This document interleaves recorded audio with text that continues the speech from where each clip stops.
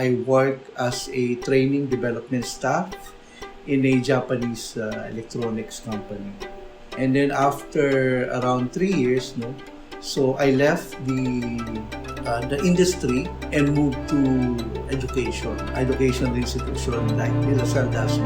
Development studies or international development studies. These are specialized course. Philippines is plagued by issues relating to development. So it inspires me to work with them, assist them, to be good in their yung chosen field.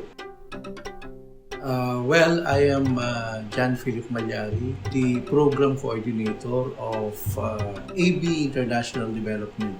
Okay, I'm Dennis Bimaldo, faculty of the Social Sciences Department. My name is Maria Virginia G. Aguilar, and right now I serve as assistant to the Dean of the College of Law.